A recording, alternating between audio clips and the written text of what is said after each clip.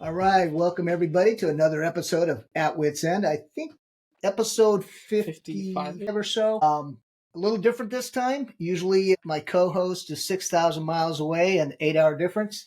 Now he's right next to me, but we do have a special guest today who happens to be about 2,500 miles away and about 2-hour difference. Like everyone introduced, Brian Hosang. I think he's got a compelling story. And we've known him for many years. I'm wearing this T-shirt in honor of Brian. He happens to be a former teammate of Carson's. They went to high school together. But first, I'll just jump in and say, hey, what is up with you? A whole lot. Well, I guess we should start from the beginning because I don't know if you remember, Brian and I walked the graduation together in high school. No. So he was the walking partner with me at graduation in high school. Oh, I didn't know that. Man, shame losing memory. I am. I'm getting old. Yeah, I guess it'd be interesting to kind of start. Not long after that. So I know you went to University of Nevada, Reno for a little while. So maybe we can kind of start there and then go, because I think that's an interesting point, because I know you were I believe a computer science major at UNR. So I think that's part of the interesting story. Well, that's why I was going to have Brian just kind of tell the story, because it's pretty interesting. Last time I saw Brian, he was this clean-cut kid right off the pitcher's mound. I think he was all-league baseball for the team. Good kid, knew his dad. We'd sit in the stands together. And Brian, I got to admit, of you and your brother, I would have thought maybe your brother would have ended up doing what you do. He's not far off from me. He's out in Tennessee right now, living on a farm. So he's kind of living a similar life. Yeah, I don't want to jump ahead. So he's in the Appalachian, basically, and you're in Paradise. Kind of, yeah. We're in the Puna rainforest. I'm out here on Big Island. But yeah, to jump back, after high school, after graduation, I went to UNR, studied computer science, graduated in 2016. And at that point in my life, I was making pretty good money in the bar industry, working at a strip club. So it's like, this is the best job I could have. This is awesome for a bachelor life. And then met my partner and started to settle down. And then 2020 happened, COVID, and we're like, nothing's really tying us to Reno anymore. So she talked me into moving out here. She's from Maui. So that's kind of how we ended up out here. So we moved to Oahu first. Unlocks the story. Yeah. We moved to Oahu first, and wasn't for us. After having our second child, we decided to move out here to Big Island. So moved out here, got some land, and built a house off grid and living the life, kind of working to get to where we want everything to be. So it's a lot of hard work, but getting there. Go ahead. I was gonna say, so what made you kind of, you said your partner and everything, what made you, was that the main decision driver in moving to Hawaii? And then what was why was Oahu not for you? So we were kind of looking at what we were paying to live in Reno at the time, and Reno was getting a little more expensive every year. Which I got to say, Reno is considered a bargain if you're from where you used to live in California. Reno was the cheap place to go. Exactly. Reno's it was really affordable when I moved there in 2011 to go to school, and then just every year more and more expensive.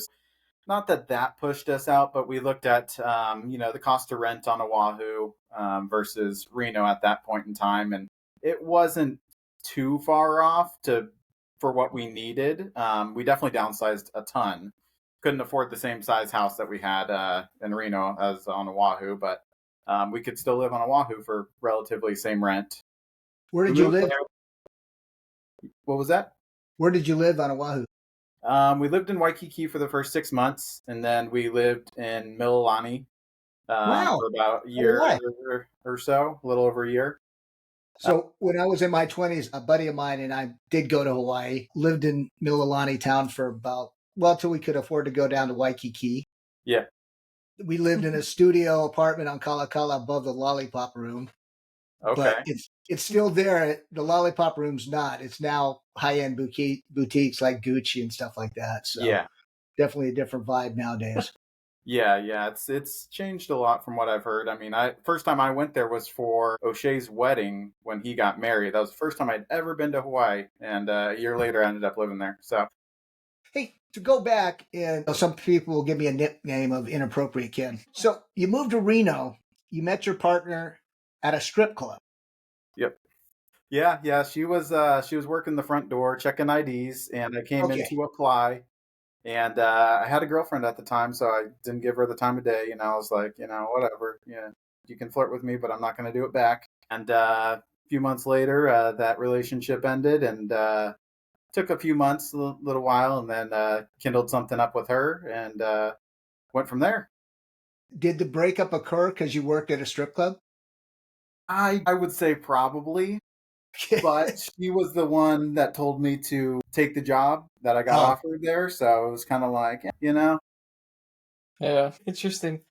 So but what made so the I guess the second part of that, like Oahu. So what did you end up not liking about Oahu? it felt like LA, and I wanted to raise the kids with a little more space. both We girls were in were a born on Oahu. They were both born on Oahu. no, my oldest was born in Reno, and my youngest was born on Oahu. Okay. Okay, So very cool. yeah, but yeah, Oahu was it was crazy. I mean, I was living in Mililani, commuting to Honolulu for work, and it's an hour and a half each way. It's 12-hour days every day of the week, and it just got old. I got burnt out. Yeah, I don't So. think people realize what is it, the H2, H3. The Mhm. traffic is horrendous Oh, it's getting terrible. in. Yeah, it's And a parking lot. The saying is it takes an hour to go from Honolulu to Honolulu. yeah, one of the questions I wanted to ask you, and is now I know you're on Oahu. When I lived there, the locals weren't real friendly to haoles, at least not the guys. They loved the girls Yeah. because some buddies worked at the Shorebird, which is still there. That's where everybody hung out. But luckily, I had some friends that were Hawaiian, so they kind of protected me. But there was some animosity with the foreigners. I guess it would come down I to. think a lot of that kind of depends on what part of the island you're on, how you act around other people. I had been run off the road over in Waianae, and that's the west side, very local. But I had friends out there too, so it's like I get along with pretty much everybody. But yeah, I mean, there was times when nothing I could do about it, just because I look the way I look. People didn't take kindly to me, so Well, you got I the try not dreads to. going now. Huh? You got the dreads going. You got the look going now. Yeah, I got the hippie look going now with the dreadlocks, but they're not real. They're weaving, so I can take Yeah. them out whenever. No, I don't know if you're being sarcastic or not. No, they are. They're just like braid in ones that I get redone. Zoe redoes them every like month or two. Wow. So yeah, but my hair is long. It goes all the way halfway down my back. Yeah, what a big change, man. That's Yeah, great. So, but okay, so you're on Oahu for how long? A year? about I want to say it was about a year and a half or so. Okay. Yeah, because we moved over here in was it March of no July of 21, I believe, and And we it moved was, to Oahu March of 2020. So right as COVID hit, Yeah. 'Cause we were or quarantined when we first moved over there. We had to stay in our apartment for 2 weeks with literally nothing. We had to all our Hawaii was groceries. a nightmare. They shut everything down. It was pretty bad. Yeah, that was pretty tough, especially with a young kid. We had a blow up mattress that had a leak in it when we didn't know until we got here. So it was just like trying to get everything delivered to us as quick as possible during that time was tough.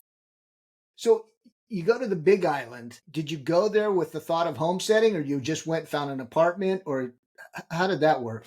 So back before we even moved to Oahu, we were sitting down with my mom in Reno. She was visiting, and we were looking at lots on Big Island. I was like, "Oh, this is really affordable. We could buy a quarter acre lot or half acre, 3 acres. We could make it happen." And never did I think, okay, we'll end up in the same area. But yeah, once we lived on Oahu for a little bit, we were kind of ready to start looking to buy a home, and couldn't really afford much other than pretty small condos on Oahu. Mm-hmm. And I got the opportunity to transfer to Maui or Big Island. And I was like, well, I really can't afford Maui. So we'll go to Big Island. And we rented a place and ended up buying a lot 2 blocks away. We just loved the neighborhood that we were in. So bought a lot and then started building right away. We had 7 months to put up the house to be livable by the time our lease was up. Really? Okay. Yeah, so it went up pretty quick. The lot you bought is where you're at right now. Yeah. Okay, so it's not homesteading where the land's free and you go No, homestead. no. We didn't just go pop a squat on some lot and do it that way. That's the vision I had. I was kind of hoping you had, but that's good. Yeah, so we got this lot and then put up the house. Out here it's a little different. There's a lot of unpermitted structures just because the county is so slow at issuing permits and the code's constantly changing. We have pretty similar code now to California, but I think somebody told me, one of the inspectors that I know said that over like 70% of the properties have either unpermitted additions or unpermitted structures completely on them. So as long as you kind of get along with your neighbor, they're not going to bother you about it. So as long as you Okay. make your reports, yeah. So that's Well, what that's we what I do. was wondering if you had to pull permits and they can't, because I think I've been to where you're at, Yeah. because I've been to the Orchid and the Four Seasons. I've stayed there, and Okay. one time I was on my own. So where you at on Mauna Loa or the south part of the Yeah, island? we're on Kilauea, so we're pretty close to Fissure 8. Okay. That's where the 2018 eruption happened. And so that's why everything was super affordable when we were looking at land. People were still kind of scared, and over the last two years or so, property values are starting to go up again. So, with that said, what was going through your head? You got two little girls. You got your wife. You got the volcanic tunnels. Mhm. What do they call them? Flues? Tunnels. Lava Tunnel? tubes. Yeah, lava tubes. Yeah. Because I watched your video that was on that Truly show, Yeah. and you're pointing them out. Have those been active? Is there steam coming out? Do you see lava flows? So there's steam pretty close to Fissure 8 up the road from us. So there's steam vents on the main highway going down towards the ocean. So it's still cooling. It's still an active zone. It's lava zone 1. So anything could happen, And no but fear. I mean, we looked at it as a part of safety, and our neighborhood's pretty safe for this area as far as crime goes. So I have to say that, but that was our biggest concern with the kids. The lava, yeah, if lava came, nothing we can do about it. But from what I heard, it's about a month-long process of building up before anything even comes out of the ground. So So you'd have we watch the USGS website and kind of monitor earthquakes. Right now, there's a lot of earthquakes on the other side of Kilauea from us, which is, I guess, a good sign, but things can change pretty rapidly. So we just kind of keep an eye on it every week and see if there's something that pops up. Yeah, and you mentioned you're in zone 1, so there's zones for Mm-hmm. volcanic activity. Yeah. Is zone 1 the worst, or? Yep. It's the biggest risk, and there is actually no the only insurance you can get for your properties are through the government here. Nobody will insure properties out here, so that's why a lot of people just build whatever they want. Because as far as property values go, it's like you're either going to pay a arm and a leg for insurance, or you just take the risk. Yeah. I would think most people take the risk, but I mean, you have the same thing in California with the floods and the fires. Yeah, And a lot of people can't get insurance anymore, so it's yeah, kind of things are similar. changing a lot in the insurance industry. Yeah, yeah. So, and you're working now? Yeah, I work Monday through Thursday. I'm a technician. I fix stuff, so I do that for right now. The company's been awesome taking care of me as far as I had to take a lot of time off. I don't know if you guys were aware. Last year, my partner was diagnosed with stage 4 cancer, Yeah. and so I took a lot of time off, and they totally took care of me, helped out where they could. Great company as far as that goes. I wouldn't want to ever leave them high and dry after what What's a they've done for company? me. What was that? What's a company? A So, Lake Appliance. So so you fix appliances and stuff? yeah, they're a pretty big company. They're out in Sacramento area. They're in Reno. They're all over the mainland. Well, good. A good plug for them. So that explains when I was watching your video, I go, Brian's not hurting too bad. I see a TV and I see a full-size washer and dryer. Yeah. You We guys have focused everything. on you focused on the toilet, and I'm going, they got a full-size washer and dryer. Yeah, the TV show, they wanted to focus on the different stuff, so Yeah. yeah, it was a little scripted. They wanted to see certain things, but yeah, we have everything as far as full size fridge, chest freezer, washer dryer, a dishwasher, TV. We have And all your Starlinks. energy is solar, electrical, I mean, All of it's solar. So we and then actually water as well. no, there's no well. There's nothing but lava below us. So it's As I all. said it, I realized how stupid that sounded. There are wells here on island, but just not in our area. We're on water catchment. There's no actual water from the county or city in our area. Do you So have battery backups for catching solar? yep. We started out with lead acid batteries. They didn't last very long, and then we just switched to lithium iron phosphate last year, and they've been awesome. So Now yeah, he sounds educated. Listen to that guy, man. Well, you got to learn the stuff when you install it, and you got to maintain it, right? Yeah, You have to I learn didn't how realize everything works. Brian was that handy. I just figured it out as I went. A lot of YouTube videos. Luckily, I know a lot of people in the construction industry and electrical industry, so it's just like bouncing questions off of them. No, I mean, he's always been like, you were a car guy here when we were here. Oh, that's right. And so hands-on and I'm everything. surprised we didn't burn down a couple cars with all the wiring we did in high school. Yeah, there's some stuff. He was a drifter too, former drifter. Yeah, I kind of remember that. So you and Dylan and Brian. So what are you driving now? I have two cars, well, three including my work truck. I have a EcoBoost F-150 that I've had since 2016. I have a Volkswagen TDI wagon. So that's our little commuter for when we shoot over to Kona to go to Costco and whatnot. So that's what you do, okay? Yeah, so a little turbo diesel gets like 50 miles a gallon. Yeah, great car. Yeah, so I was gonna be bummed if you said a minivan. No, I told myself I'd never buy a minivan. I still haven't had one out of the 40. That was the one mistake as a father, is getting a minivan. So I will say, if it's like a Japanese minivan, like the really cool ones, yeah, like, but nobody has those here. Only Japanese market. Yeah, those are very cool, but yeah, not an American one. So at this point, maybe one day. I guess we haven't kind of directly talked about it, and you said it, but you're homesteading, right? And yeah. Mm-hmm. Can you kind of explain a little bit about kind of what goes into that? Homesteading life is different than just a kind of traditional setup. Well, a lot of it is we're still building to be self-sufficient. We still rely on the grocery stores. We don't have enough food yet, but we raise chickens and we raise Muscovy ducks. The Muscovies, we process most of the males for meat. They're pretty similar to mallards. So if any of the hunting guys watching this, taste pretty similar, but they're about 6 pounds, 7 pounds a bird once they're processed. So decent amount of food from them. Same with our yourself. Yeah. Okay.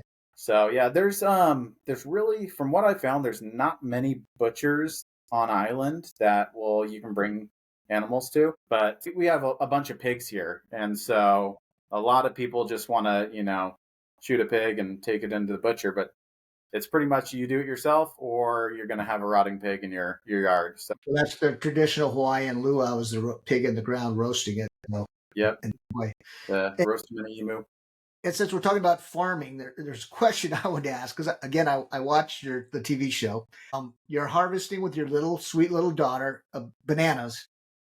Why'd you chop down the whole tree? Can't you just chop the bananas? I don't know. No, so they grow like grass. So you'll plant one banana and they'll shoot up a bunch of pups around it. And so once the banana is completely done with its fruit, there won't be any leaves left. It'll be all dead. And so it'll just be a stalk, and you cut the stalk down, and all the rest of the bananas can then flourish around where the original one was. Okay.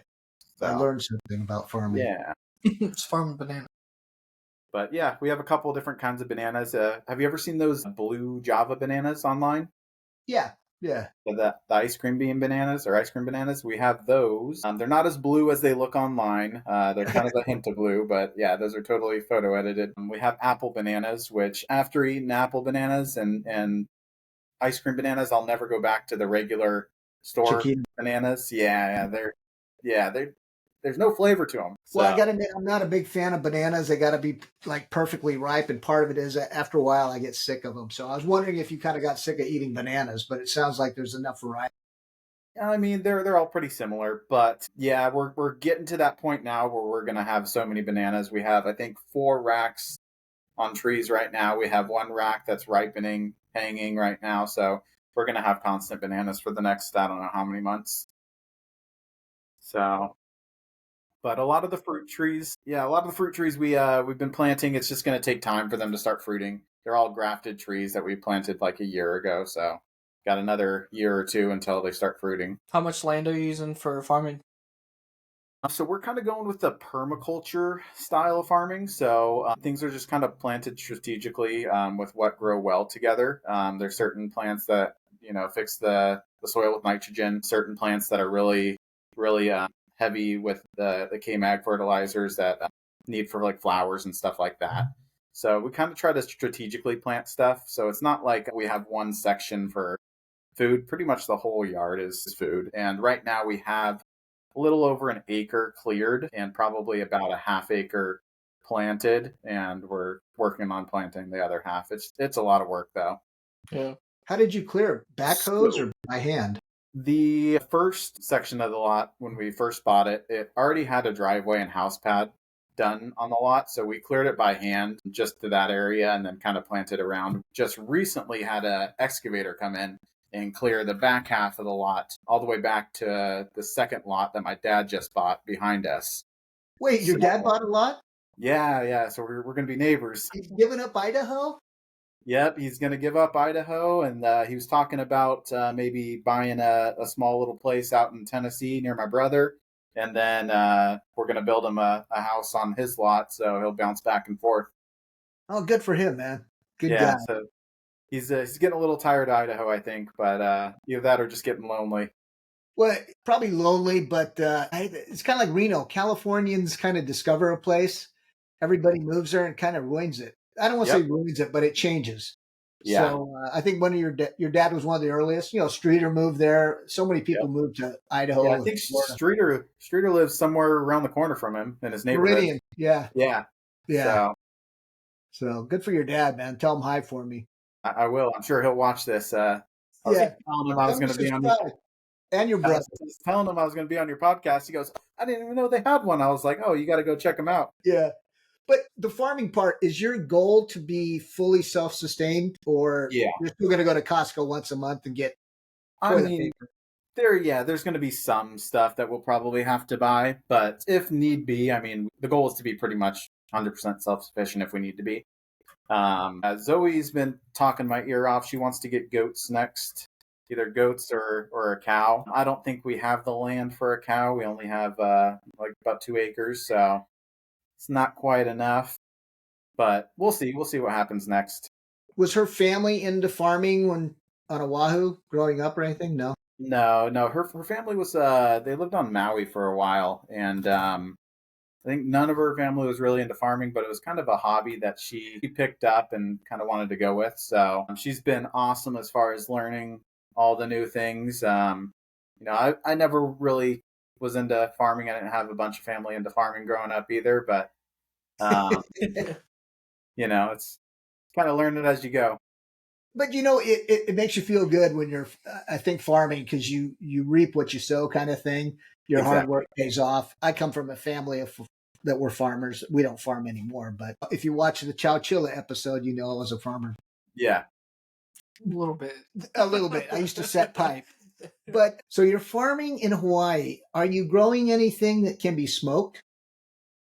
We were when Zoe was going through her treatments. So she grew medical cannabis for that. Not anymore. No, not that she's done with her treatments. We're not doing that. But I was thinking about growing tobacco trees, or just to give it a shot. Maybe make some cigars. So. What about coffee?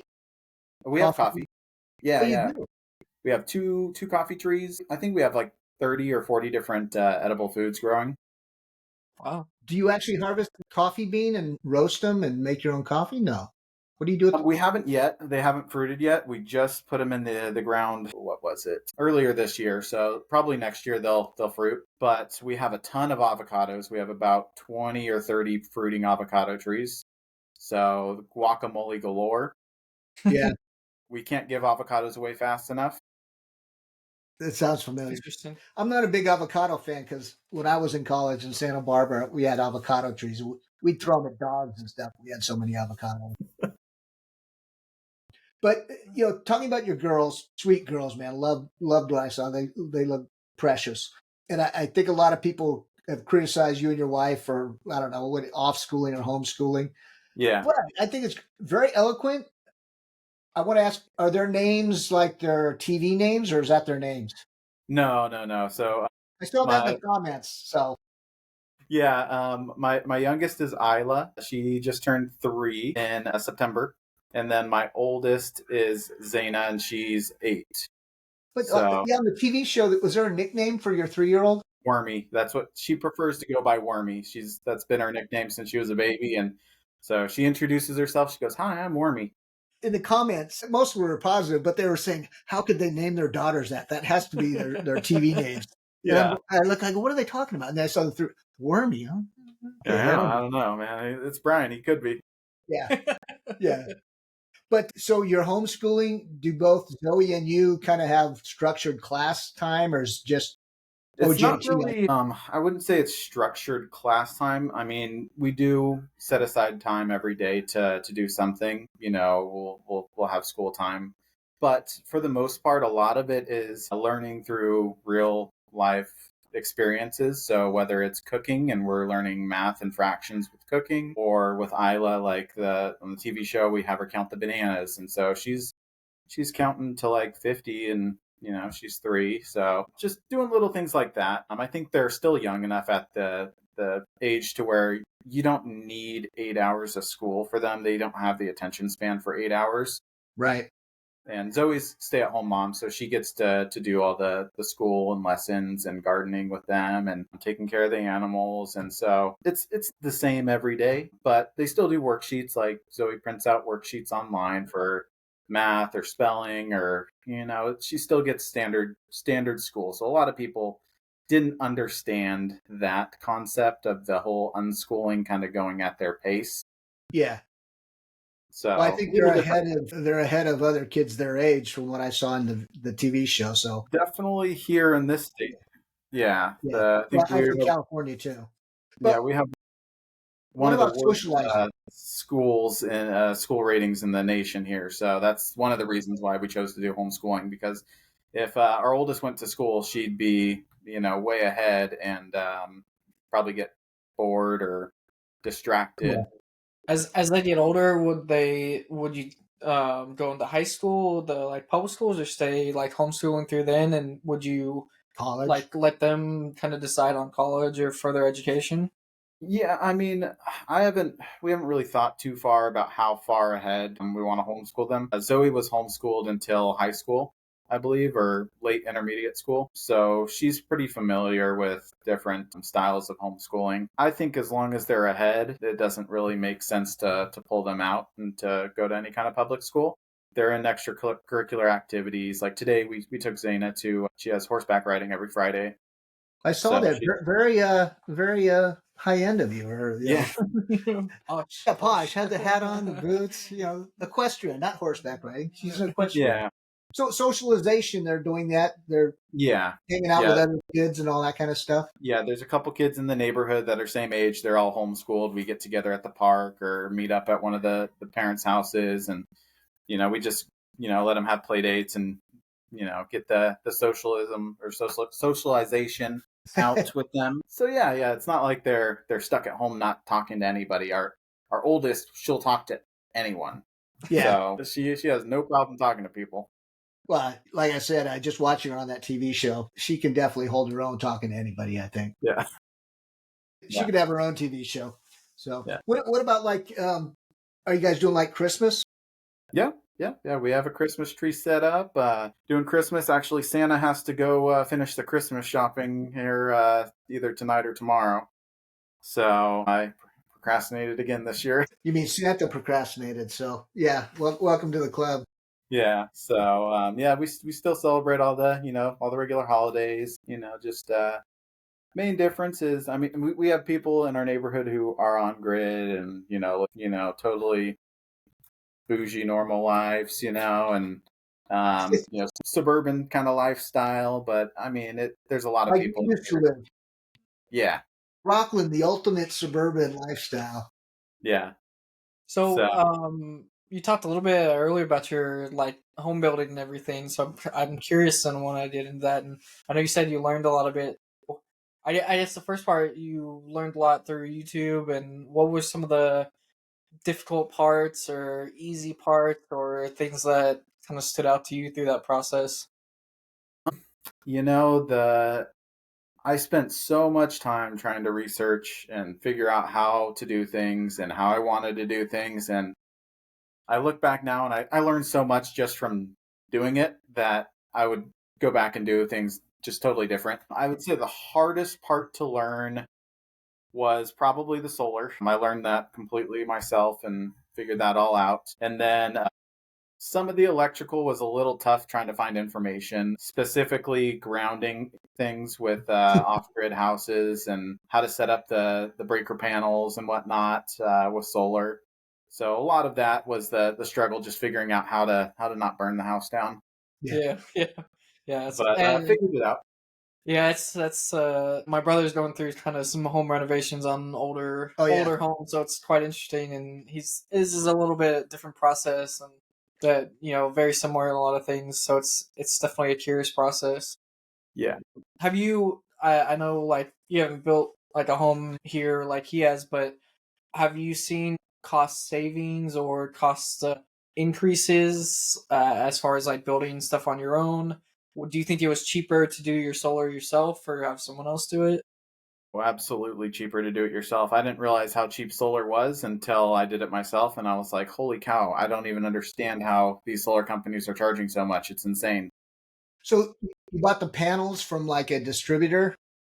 I bought them from a guy on Facebook Marketplace who, not going to name names, but he kind of gets through some tariff loopholes and It's get them shipped in through different countries. And so the cost of solar panels out here are the same as the mainland. It's about 30-ish, 35 cents a watt for panels, which I mean that might be the high end for mainland, but for out here, everything is double the price. I don't care what you're looking at, just because of shipping. yeah, Well, but here we don't have solar just because it. I always thought when you got solar, you powered your own home, but it goes into the grid and then it comes back to you, and then there's a true up at the end of the year. But your solar, you're generating all your own power. You have Yep. no other source of power, right? There's a couple different ways to do solar. I mean, even if you're grid tied, you can do battery backups. You can run your power. When you run your power through an inverter, you have different settings as far as how you pull your power. So you can pull all your power through your batteries and your solar panels and only pull from the grid when your batteries get depleted to a certain point. So you're not pulling power from the grid. A lot of the technology nowadays with the inverters are pretty cool. yeah, Um, so You're allowed to do that here, though. probably are. I don't know. I think I don't know. It's confusing. you're not allowed to disconnect from the grid once you're attached to the grid. I've heard that you have to do the whole lawyer battle and try to figure it out that way, but not many people are successful that way. You can stay connected and you can just switch the way you're pulling your power, but I would probably hire an electrician to do that and have them set up your whole system like that rather than going through one of the big solar companies. oh, yeah, definitely not. I would think if you're grid connected, that like if you have an inverter that says when my battery's at 5%, It switch switches to over. grid, like there's nothing really that like the electrical company could do in theory. If Like you're that's still pulling true, I will power. do it then. That's It's the cost is batteries. So like batteries yeah. are like a interesting tech and very Brian ever gives me hope. I changing. didn't realize you could kind of do it yourself. Yeah, batteries are getting a lot more affordable. There's supposed to be some kind of new battery technology coming Yeah, out, I think sometime next year. So if that happens, the lithium iron phosphates are going to drop probably significantly in price, or the new batteries may be a lot more affordable because I don't think they're using cobalt in them. Yeah. My philosophy has always been when I go to Costco and I see solar panels there, it'll be time to install. I mean, it depends on who's selling them. I personally have heard horror stories from a lot of the door-to-door sales solar companies. Yeah, Yeah, that yeah, but I feel if Costco has them on the floor in their warehouse, that it's hit a point that it's a commodity that's easily affordable. Well, Sunrun was in Costco for a little bit, and they're no longer in I don't Costco. mean the contractor selling them through Oh, okay. Costco. I mean you're You walking buy there and the it's panels. next to the jeans and the coats and Yeah. next to the guy giving soup samples. I just when it turns from like just a sales process where someone is To a selling the commodity. product Yeah. to like just something that you just go out and purchase. Because right now I think it's still and it's trending away from it, but it's still like you get sold the process and there's upselling and a lot of profit manipulation in it all. Once Yeah. it gets away from it, then that's like the ideal state of it. Yeah, I think the good side to the sales perspective, if the salesmen know what they're doing, is they can size your system accordingly. That's one thing that I thought I sized my system accordingly the first time, and now I'm buying panels for the third time. So Really? we started out with 4 panels, like really small system, a little over 1,000 watts in panels, and 3,000 watt inverter, and now we have over 7,000 watts of panels and a 6,000 Wow. watt inverter and It's 'cause 10,000. you got so many damn appliances, man. You're just spoiling yourselves. Yeah. No hand crank Yeah, loss yeah. there. No. So what do you miss? I miss, In I and out miss burger? a lot of the friends, Yeah. back home. I miss track days, going to the racetrack. I mean, we have a racetrack here, but it's a drag strip, and it's just it's not the same. I miss the cost of things back home. Well, I'll say probably in California, our gas prices are getting very close to gas on the islands now. You're probably about the same as us. I think it's filled up as like 4 here. No, yeah, we're About getting about a buck less. well because of we voted in a tax here. It's going to go up a buck this year, so we're going to be probably ahead of you. Yeah, pretty soon. And when I lived in Hawaii, and I had an old friend from when I was a kid, he spent a lot of time in jail, but Volkswagens were big. And I said, "Hey, so where'd you get your car?" And basically, he stole the parts, and assembled his own VW. So when you said crime earlier, that you're in a safe area, it reminded Honolulu's always been bad. I don't want to say it's completely safe. There's a lot of crime in Hawaii, no matter what island you're on. Especially the district that we're in is pretty crime ridden, but a lot of it, I think, is our justice system here. Just Or lack of. lack of better words. Is it still the Yeah. guys in their kind of their cars from home that just have a light on top driving around? I mean, yeah, they all kind of just are unmarked for the most part. Yeah. But yeah, they all have. I mean, there's all kinds of different stuff. I've seen Mustang GTs, I've seen Camrys, I've seen Hellcats, I've seen Forerunners. You name it, they have them out here. So That's it's kind of when I lived there. It cracked me up because everybody had here a police car because it's usually a certain type of marked. car. There, it could be anything. Yeah. Yeah, and sometimes they don't even have the lights on top. Sometimes they have the lights behind the window, so you can't even see them Yeah. until they're behind you lighting you up. Yeah, yeah. Well, it's funny because everybody said, "Oh, they're off the grid." When I said, "Hey, we're gonna have Brian on talk about he's living on a volcano," and people who didn't know you, but it was kind of two opinions. They said, "Wow, is he like a right wing off the grid wacko, or is he like this lefty get away from people?" And I go, "It's Brian." you know. So I don't think he's either one. He's just kind of found his lifestyle. It's working for him. Yeah. His kind of wife pointed the direction. So I don't think it's a political or anything like that. It's just like, it's No, cool. it's just kind of the lifestyle we wanted to live. And, we started watching this YouTube channel called Homestead in Hawaii. The guy runs its name's Sean Jennings, and he has all kinds of cool videos from everything from building bamboo structures to permaculture gardens and what grows well together and different fruits here. And that kind of caught our eye. It was like, if we're going to live in Hawaii, we want to make the most of the nature here. And so that's kind of what drew us towards it. And being self-sustainable, once we kind of came down here and saw the lifestyle with other people in the area, it was like, oh, this is what we want to do for sure. How far are you from the beach? Bird's eye, probably 2 miles. The 2018 eruption took the main path to the beach out, so we now have to go all the way around. So it's probably about a 15-minute drive. It's not too bad. That reminds me, have you ever, when I was there, I took some lava rock from one of the flows, and the guy goes, You "Oh my have bad God, luck? you're going to curse for life." Have you heard that? Yeah. Okay. We have people that visit us all the time, and they're like, oh, can I take a rock home? I'm like, do it at your own will. Yeah. I sent it back. I don't have it anymore. Yeah. So, yeah, Well, I mean, Hawaii's always, it's building land, so I didn't think of it at the time. It was just like, it's right there. Just chip a yeah. piece off and take it. It's kind of cool. It doesn't weigh anything because it's Yeah, volcanic. the story of the lava kind of goes back to, have you ever heard the story of Pele? I don't think so.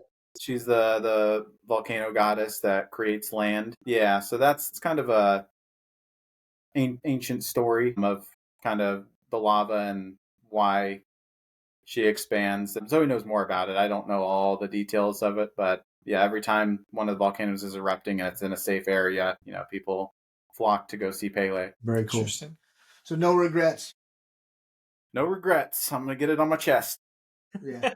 Got to throw her on too. I'm curious. So I know you're like continuing to build and everything, but like, how far do you think you are from the point where you're sustaining and maintaining versus continuing to add more and grow more and build more on and everything?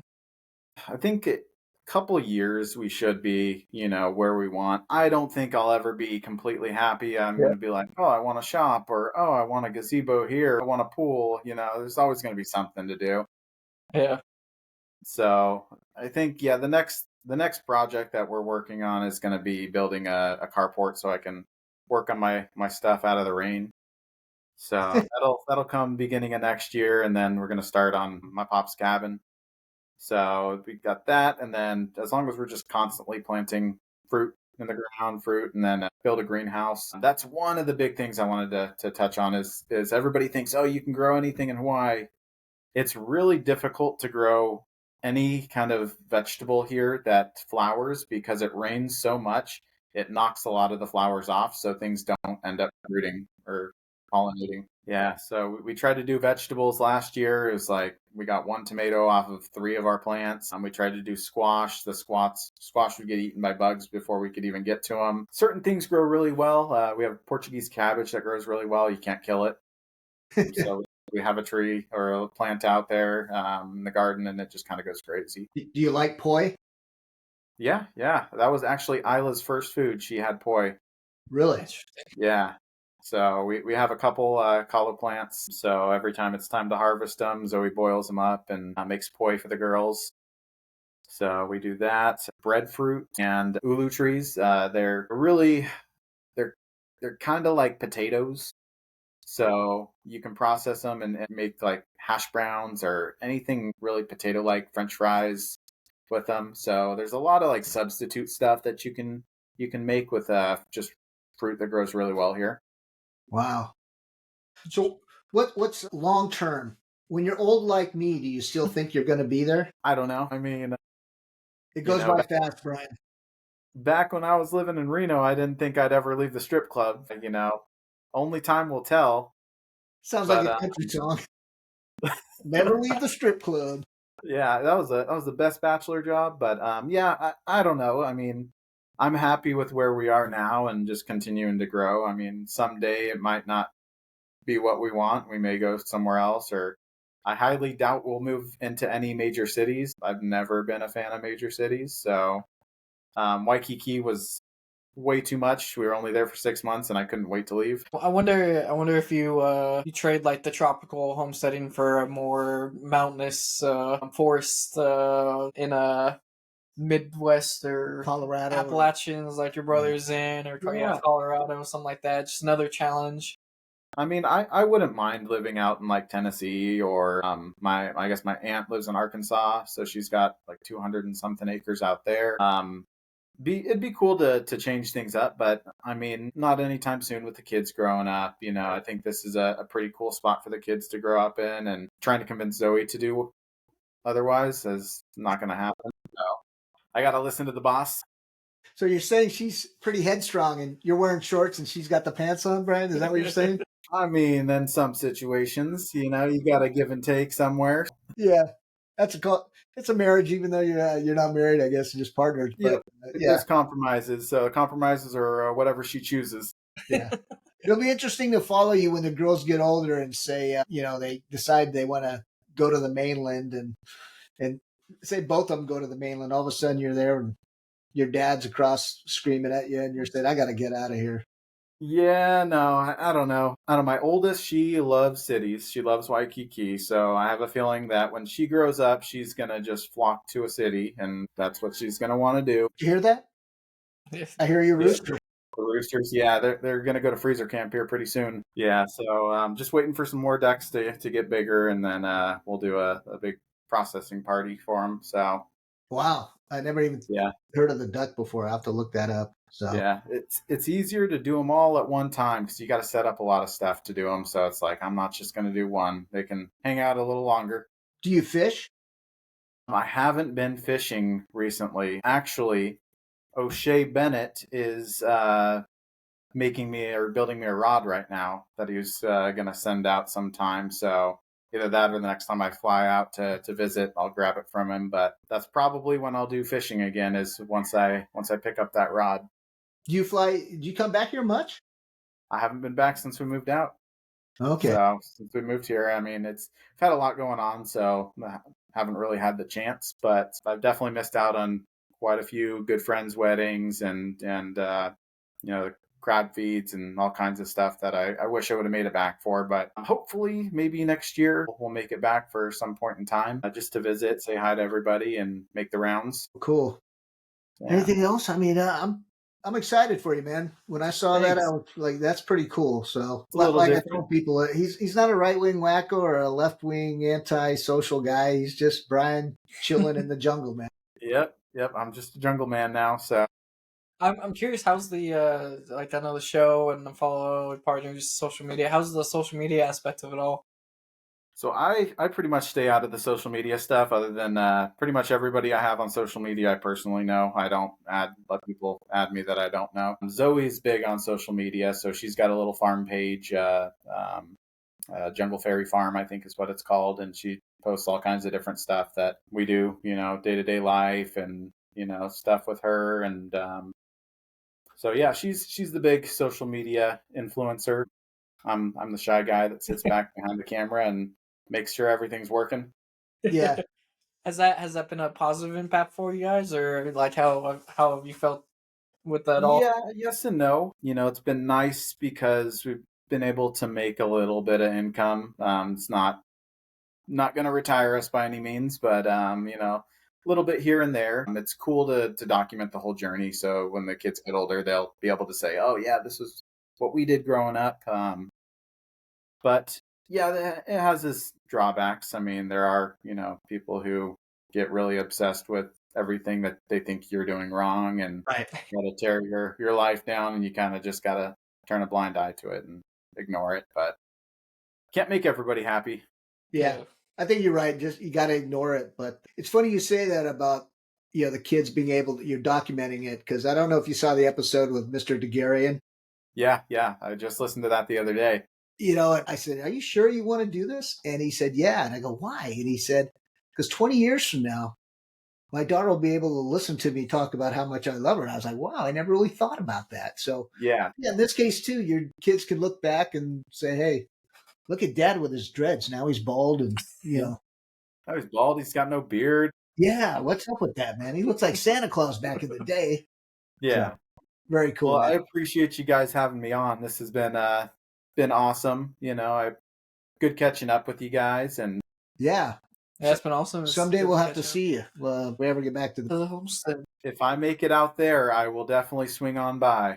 Yeah, we'll throw you a little party. No, you don't have to do that. Burger and whatever else.